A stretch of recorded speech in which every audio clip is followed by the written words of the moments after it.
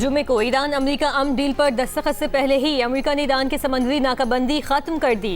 ईरानी खाम तेल ले जाने वाला तीसरा टैंकर अमेरिकी बहरी नाकाबंदी के दायरे से निकल गया। तेल बरदार जहाज़ों की निगरानी करने वाली वेबसाइट टैंकर्स ट्रैकर्स ने तस्दीक कर दी। 2 माह से अमेरिकी बहरिया ईरानी बंदरगाह की तरफ आने जाने वाले जहाज़ों को रोक रही थी।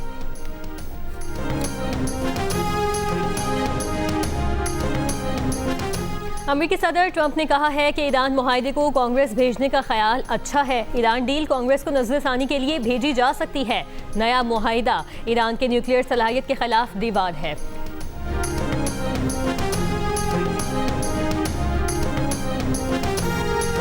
ईरानी वज़ीर ख़ारिजा अब्बास इराक़ची ने कहा कि अमेरिका और ईरान के दरमियान मफ़ाहमती याददाश्त के दस्तखत के दिन ही मुज़ाकरात होंगे।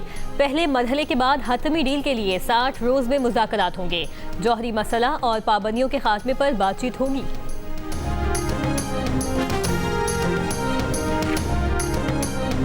अमेरिका ने इसराइल के ईरान मुआहदे की तफसीलात तक रसाई की दरख्वास्त मुस्तरद कर दी। इसराइली मीडिया के मुताबिक इसराइल ने ईरान मफ़ाहमती याददाश्त तक रसाई की बाज़ाब्ता दरख्वास्त की थी। अमेरिका ने कौमी सलामती के हसास मामले पर इसराइल को मुआहदा दिखाने से इनकार किया। इसराइली हुकाम ने अमेरिकी फैसले को हैरान कुन करार दे दिया।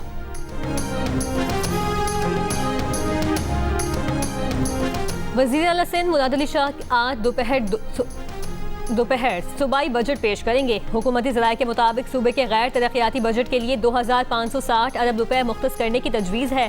बजट में गुज़श्ता साल के मुकाबले में तरक्याती बजट 300 अरब रुपए की कमी मुतवक्के। कोई नया तरक्याती मंसूबा शामिल नहीं।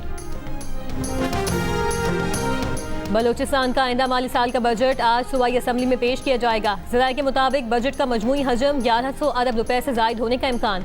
तालीम के लिए 150 अरब, अब्दो-अमान के लिए 130 अरब रुपए मुख्तस करने की तजवीज़। सेहत के शोबे के लिए 70 अरब रुपए मुख्तस किए जाने की तजवीज़। बलोचिस्तान के सरकारी मुलाजमीन की तनख्वाहों में विफाक के तर्ज पर इजाफे की तजवीज़ है। 3000 नई असामियों का ऐलान मुतवक्के है।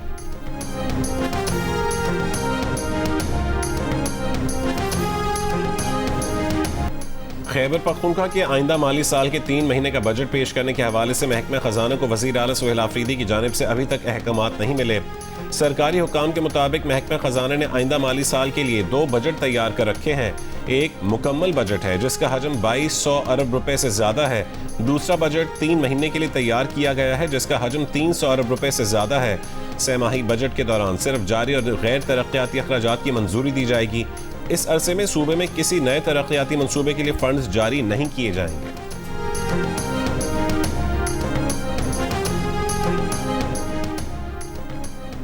गिलगित बल्तिस्तान इंतखाबात में कामयाब 4 आज़ाद उम्मीदवार इस्तेहकाम पाकिस्तान पार्टी में शामिल। आज़ाद अरकान ने वफाकी वज़ीर अलीम खान से मुलाकात के मौके पर शमूलियत का ऐलान किया। IPP में शमूलियत इख्तियार करने वालों में अनवर अली, असद शफीक, मोहम्मद दिलपजीर और अमान अली शामिल हैं। गिलगित बल्तिस्तान में पीपल्स पार्टी की 10, नून लीग की 5, IPP 4, आज़ाद उम्मीदवार 2 और MWM को 1 नशस्त हासिल है। 2 हलकों GBA 16 द्यामिर और GBA 13 का फैसला आज सुनाया जाएगा। Chairman Peoples Party Bilawal Bhutto Zardari ने पार्लियामेंट हाउस में मीडिया से गुफ्तगू करते हुए कहा वो पूरी उम्मीद है कि गिलगित बल्तिस्तान में हुकूमत बना लेंगे।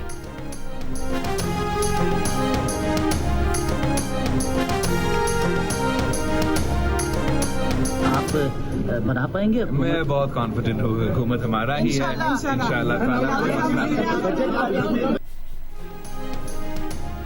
Chairman Peoples Party Bilawal Bhutto Zardari ने कहा है कि बजट से मुतालिक तहफ़्फ़ुज़ात पर हुकूमत से बातचीत जारी है। इसहाक़ से मुलाकात हुई है, मज़ीद बातचीत भी होगी। नायब वज़ीर आज़म की सरबराही में 2 रुकनी हुकूमती वफ़द ने बिलावल भुट्टो जरदारी से उनके चैम्बर में मुलाकात की। नायब वज़ीर आज़म ने बिलावल भुट्टो जरदारी को बजट के अदाद-ओ-शुमार से मुतालिक ब्रीफिंग दी। गवर्नर KP फैसल करीम कुंडी और पीपल्स पार्टी KP के सदर मोहम्मद अली शाह बाचा ने chairman Peoples Party Bilawal Bhutto से मुलाकात की। बिलावल का KP में गंदम की किल्लत के बहरान पर इजहार तशवीश, गवर्नर को किरदार अदा करने की हिदायत। कहा कि KP का मुकदमा तमाम सियासी जमातों को साथ लेकर लड़े।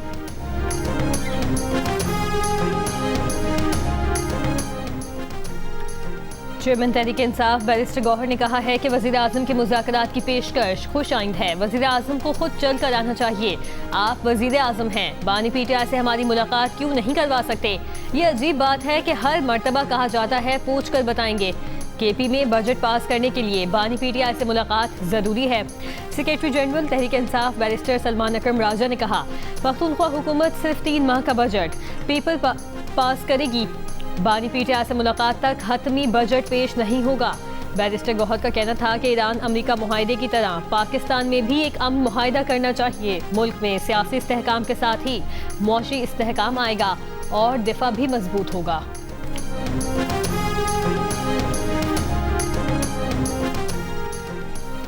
आला सिक्योरिटी हुकाम ने बानी पीटीआई के साथ मुलाकात की तरदीद कर दी। मीडिया ब्रीफिंग में कहा कि 9 मई करने और करवाने वालों को इंसाफ के कटहरे में लाएंगे। जो लोग रूपोश हैं उनसे निपटने के लिए कानून अपना रास्ता लेगा।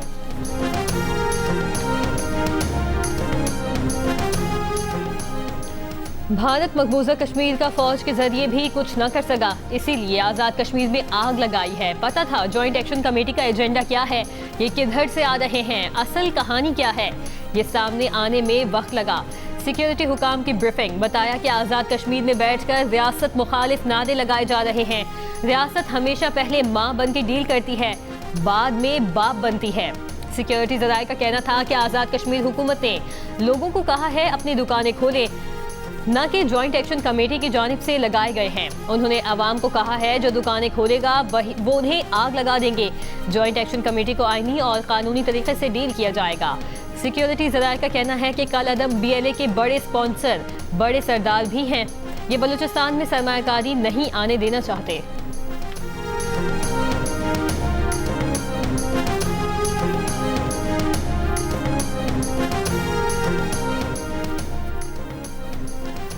फील्ड मार्शल सच्ची बात करते हैं, इसलिए मुज़ाकरात के लिए अमेरिका और ईरान ने उन पर भरपूर एतमाद किया।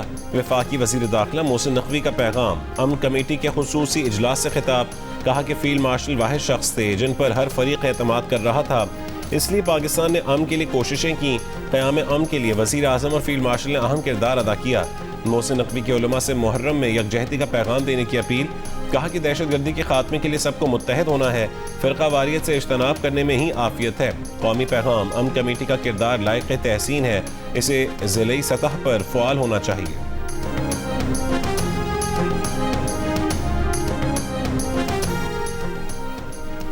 वफाकी वज़ीर सेहत मुस्तफ़ा कमाल ने NFC अवार्ड के फार्मूले पर सवाल उठा दिया। कहा, जब आबादी की बुनियाद पर सूबों को रकम मिलेगी तो कौन सा सूबा आबादी कंट्रोल करना चाहेगा। कौमी असम्बली में खिताब करते हुए उन्होंने तजवीज़ दी कि NFC अवार्ड 50% आबादी की बुनियाद पर और 32% आबादी कंट्रोल करने की बुनियाद पर दिया जाए। आबादी बढ़ने का यही तनासुब रहा तो 2035 तक आबादी पाकिस्तान की आबादी के लिहाज से दुनिया में चौथा नंबर होगा।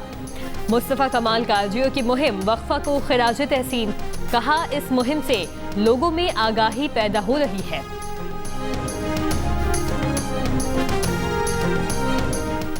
मैं इसमें खराज तहसीन पेश करूंगा एक प्राइवेट मीडिया जो फर्म है और उसने एक वक्फा के नाम से एक बहुत बड़ी कैंपेन हमारे साथ मिलकर इसमें शुरू की है और अब जिस तरह से ये अवेयरनेस जो है वो लोगों में जा रही है, हम इस पे एक बहुत बड़ा इम्पैक्ट जो है वो क्रिएट कर रहे हैं। वज़ीर आज़म शहबाज शरीफ से मुस्लिम लीग नून आज़ाद कश्मीर की क़यादत की मुलाकात। Opposition leader Azad Kashmir assembly Shah Ghulam Qadir ने मुलाकात के बाद गुफ्तगू में कहा है कि आज़ाद कश्मीर के आइन में इंतखाबात मुलतवी करने की कोई गुंजाइश नहीं। इलेक्शन मुलतवी करने के मुतालबे पर अमल नहीं हो सकता। आज़ाद कश्मीर में इंतखाबात अगले महीने की 27 तारीख को शेड्यूल हैं। सोमाली कज़ाकों की कैद में 10 पाकिस्तानियों की नई वीडियो सामने आ गई। जहाज MT ऑनर 25 के सेकंड ऑफिसर सैयद काशिफ उमर ने अपील की कि 57 दिन से कैद में हैं, हुकूमत फौरी रिहाई दिलाए, खाने को कुछ नहीं, मुँह भी बीमार हो रहे हैं। कंपनी मालिकान कज़ाकों से बात करने को तैयार नहीं, हुकूमत जहाज कंपनी को मुज़ाकरात पर तैयार करे। जहाज के इंडोनेशियन कप्तान का भी अपनी हुकूमत से मदद का मुतालिबा।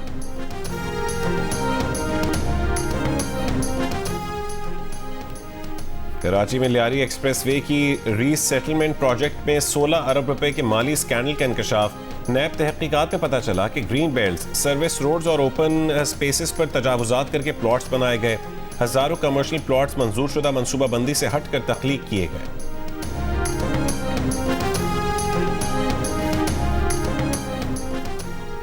लाहौर के इलाके संदर्भी 5 साल का बच्चा घर के बाहर खुले मैन होल में गिरकर जा बहक। अहले मोहल्ला के मुताबिक अपनी मदद आप के तहत मैन होल में गिरने वाले बच्चे को 300 फीट दूर गटर से निकाला। मुकदमा दर्ज, निजी सोसाइटी की इंतजामिया और कंस्ट्रक्शन कंपनी नामजद। वजीर आला पंजाब का नोटिस, रिपोर्ट तलब कर ली।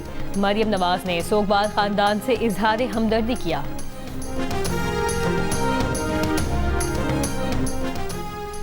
बलूचिस्तान में यकम ता 10 मुहर्रम दफ़ा 144 के तहत मुख्तलिफ पाबंदियाँ आयद। कोयटा में दफ़ा 144 के तहत मोटरसाइकिल डबल सवारी पर पाबंदी लगा दी गई। जुलूसों के रास्तों पर घरों की छतों पर खड़े होने पर पाबंदी होगी। फ़िरका वाराना इश्तियाल और नफरत अंगेज़ मवाद के अशात पर पाबंदी होगी। असलहे की नुमाइश और साथ लेकर चलने पर भी पाबंदी आए।